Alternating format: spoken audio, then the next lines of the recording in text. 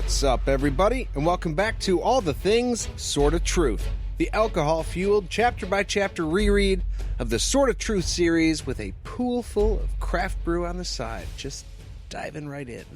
I think that makes it a sour, but I'm not sure. I'm Nate. And I'm Jade, and we are sinking into Chapter 35 of Stone of Tears. I think you would, though, because of the yeast. You just whoop right down. I mean, yeah, probably. And then, well, if it's a sour, there's the layer of the mold on top, right? Yeah. Oh, yeah. You like gotta get through the pool crust. cover. Yeah. That's a little gross. So this chapter ends up starting out like a normal continuation of the last chapter, but it abruptly changes perspectives like twice without warning, and it was a little bit jarring for me when I was listening. Jumps around on characters. Well, until this point, if it did change perspective, it was pretty much once. And like you said, it's jarring because it happens 2 times. Here's what I think, though, right? You get 3 different scenarios, a third child of trouble, right? Oh, okay. All bad shit in this chapter. And none of it has to do with our main characters. This is like our 3 favorite side stories that we're finding out are going wrong. Right. All the besties are in trouble. Oh, Does not bode well. No. But yeah, it leaves the main characters behind, and even Richard and Kaylin aren't together now either. Right. So just, it's not looking great. Everybody's scattered to the wind. But yeah, I struggled to know when the actual chapter switch happened. I had to listen a couple times to be like, okay, where am I? Am I still listening to chapter 35? What the fuck's happening? Yeah, on Audible, there's no indication whatsoever. So all of a sudden, a character starts talking, and you're like, oh, wait, she's not there with them, is she? Or did I really stop paying attention? And it progressed past the chapter. Because you can turn it off at the end of the chapter automatically, and if you don't do that, it'll just keep going, and you're like, wait, where the hell am I? And Jim Bond's voice doesn't change inflection between chapter, the chapter title, which isn't really a title, and the actual word. So he's just chapter 36, blah blah blah blah blah. And, oh, okay, cool, I missed that. Right. So Zedd returns to his room to find Adie also had a problem with her magic when she tried to light a fire. He asks her about the taint of the Skrin and what could be causing their issues. Skrin are from the underworld, right? And this world. So that could explain why subtractive magic is making shit disappear. They're not intending for it to be subtractive magic, but it's in there now. So it's disappearing the shit that they're magicking. That made me sound super smart. Right, it's not intertwined with them and shit. So everything they do has a little touch of the underworld in it now, which is a little creepy. Yeah, well, I mean, especially when you're in a battle, essentially with the Keeper. Yeah. You probably don't want to be using something that I'm guessing he can track. Zedd has had GPS on Richard a couple of times in each of these books. So it's not so far of a thought to think that the Keeper could do that too. Right. Right? Yeah. So yeah, it would make you nervous. Plus, it's obviously not being controlled. So, literally anything that your magic touches could disappear. So, probably not a great thing. Which is why Zedd says that we must wash this taint from our hands, which I feel like is probably true. You should always wash the taint from your hands. See, and that's the joke I've been waiting for with this repeated taint talk, okay? I'm not going to lie, I was listening to this chapter, and they say it a few times in rapid succession. I was like, we just talked about this on the show. Jade is going to have a fucking field day. And then here I am looking at the notes, and sure enough, taint is all capital letters.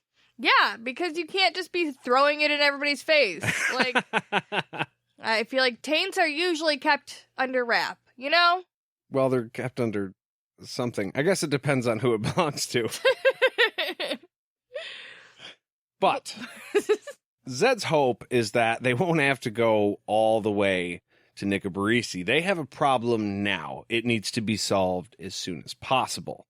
They need to get this off of them, or out of them, I guess you could say, and they need it done fast. He starts probing Adie for more info on who she learned shit from and where they may have learned it. Which, first of all, I was like, dude, you asked me these questions already. Lay off. Yeah, it's a reiteration from, one chapter ago. So, it wasn't entirely necessary. They give you no more extra information other than, no, that's for sure the only place we can go. There's nowhere else. Yeah, we get a little bit of added information, but not necessarily about this lady. Like, just about Addie's history in general with her travels. Yeah, the one other place that it's connected to, which Zedd is not a fucking fan of, is the Palace of the Prophets. Yeah. Which, as we know, houses the Sisters of the Light and, secretly now, the Sisters of the Dark. Yeah, that's a secret. Very hush-hush. Secret. It's a club. But Adie says they're not all bad, and Zedd is like, fuck that. Yeah, they are. They make the blood look reasonable. And I have to disagree, at least from what we know so far, okay? The sisters put, like, torture necklaces on little boys and teach them shit, right? The Sisters of the Dark sometimes murder them and also fuck demons. Okay? Cool. The Blood of the Fold fucking tortured Adie and her husband, and that wasn't like the first time they did that. That was like a regular thing that they did. They don't like the gifted people and they fuck them up. So I feel like there's not really that much of a comparison. Like, yeah, the sisters aren't great, but they're not as bad as the Fold. Both of them have in common that they think they're doing good, right? Which is a common thread we know about bad guys in these stories so far. They always think they believe in what they're doing. Yeah. I'm just saying, the shit that the Blood did was fucked up. Oh, yeah. No, yeah. I mean, the sisters are teaching people. The Blood are just hurting people. Yeah, I mean... for information. Right. So they can hurt more people. Right. The sisters are using pain to teach, but they aren't fucking pouring shit down throats and in eyeballs and shit. No, but I mean, you do have the other sisters who are, like, ripping skin strips off and, like, fucking demon, that stuff. Yeah, but that's like a small little faction, you know? We don't know that. We don't know that. There could be all of them. Could be one good sister. I mean, maybe. No, I don't think that's true. Anyways, Adie assures him, though, she is not a sister. And while she is not a sister, she did travel to the old world and learn at the palace. She never saw any of the boys there, but she's certain the sisters know better than to take a boy from the new world when there are wizards to train them. Weird, right? Yeah. They know it would mean a death sentence for any who came after. So, like, looking at you, Verna. So here we find out the rules between the sisters and the wizards of the new world and the old world, right? So we were kind of wondering that before when Verna was acting so weird, when Richard was like, yeah, Zedd is like my grandpa, and he was like, yeah, I will totally fucking train you. But it was strange because she totally ignored it also. Yeah, it came up, she acknowledged it was a thing, enough to where Richard saw something weird, and then just let it go. Right. So, death. Yeah, death to all the sisters. So I know it could be said that, like, Verna didn't really choose this. Her boss made her do it, right? Richard, since he looked at the journey book, knows that the prelate is giving orders to Verna. Mm-hmm. So maybe it wouldn't be Verna's fault specifically because she was being told to do it, but she's still the one who went and got him. So I think that, well, honestly, in that case, Zedd would probably just kill them both because it sounds like he's ready to do that anyway. I think that kind of justifies Zedd's point about killing them all, though, if one comes to take them, because it's not just their fault. It's the whole institution. From the top down, they're ordering it, so fuck them all, right? Adie is trying to tell them, hey, they're not all bad. She does say that she wouldn't trust a few of them to make her breakfast, which is probably also enough for Zedd to just level the whole place. I mean, if you can't get a good meal, then what the fuck? Right? Bags woman. But she explains that the woman who gave her the scrin bone was a sister she met there in the old world. So Zedd makes a comment about how if he could get past the towers, he would destroy him, right? And the palace. And Adie tells him that they were only really created to teach those that the wizards of old refused to teach when they were trying to keep the magic for themselves. Like, at the time this whole Sisters of the Light idea was established, this was a necessity because people had the gift. The wizards didn't want to give it up. And as we know, they're gonna die from the headache. Yeah, the other wizards didn't want to share. They were like, I like being a wizard. Fuck other people with the magic. They can just die. I'm good with that. That's fine.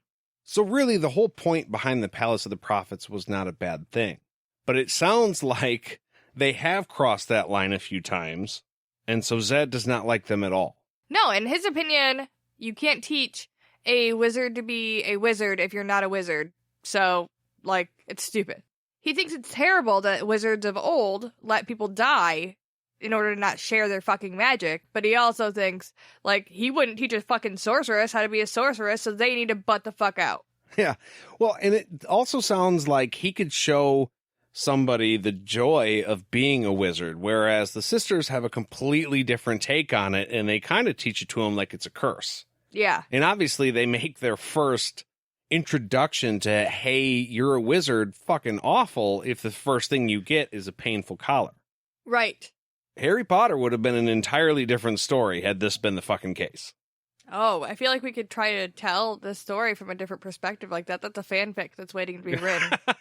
Absolutely. Adie tells him that they don't really need to worry about the sisters right fucking now. They need to worry about the taint. They need to focus on the taint right now, okay? She gives him her vow on Pel's life, well, afterlife, that she isn't a sister. Also telling him that if she was, she wouldn't tell him because, like, that's how they work. And Zedd's like, cool, that makes me feel better. Thanks, Yeah, Adie. that instills a whole lot of confidence. Thanks for that. But he also tells her we're kind of fucked in the magic department until we get to Nicobarisi because, like, we shouldn't be messing with this stuff that we can't control. Yeah, well, they have no idea what's going to happen the next time they use their magic. Subtractive magic is bad enough, but, like, Adie tried to light a fire, and she couldn't do it. And it, like, blew her room up. Yeah, it, like, created sparks, so it's not just that the logs disappeared, which is worrying, but it's that also, like, sparks and shit. She could have lit the whole place on fire. Yeah. And it's that uncertainty that makes it wise for them to, like, not use it at all. I'm still thinking, though, Zedd has a tab that he hasn't closed out with somebody, and he obviously can't make any more money. So what's the deal there? Yeah, I was wondering that, too, because he totally bought a super expensive cane on top of his room, too. So that's going to be fun. Check is in the mail. What the fuck is a check? He should have put some beers on that tab while he was at it, Yeah. honestly. Well, I mean, get some road pops, you know? He's not driving. He'll be fine. Take a sixer. Or maybe just one really, really tasty beer. That sounds really good to me. Hey, look, I just happen to have a tasty beer right here. Is it time for the beer break? How cheesy was that? Yes, it is. It is time for the beer break. I am happy to say. Tonight, we are drinking Dragon's Milk Reserve. Ooh. The special shit. 2020. But it's still on a low shelf because our refrigerator is 2 feet tall. This is rum barrel aged stout with chocolate, hazelnut, and toasted coconut. It's 12.5%, so sit down when you drink it because it'll get you there. And I got to tell you that my first sip, it hits you really strong. Obviously, it was aged in a booze barrel, but it's the spiciness of the rum that stands out, I think, over the hazelnut or anything like that. Those are like undertones. Yeah, it says they're Jamaican rum barrels, and I don't know if I'm just, like, partial to Jamaican rum or if I'm insane, but I feel like it definitely tastes more like some of the Jamaican rums that we've had, opposed to, like, Captain Morgan or Sailor Jerry. Oh, yeah, you're talking about Appleton rum. Mm-hmm. When Jade and I went to Jamaica, we probably each drank our weight in Appleton rum. And, yeah, it's spicy just like that. So it could be Appleton, in fact. It could. I don't know if I can know, but it's good. I think it's probably one of the better things to come out of 2020 for me. One of the few. But yeah, it tastes like it's going to fuck you up, but not in like the good way that you're like, ooh, this is so good. I'm going to drink so much of it I won't realize I'm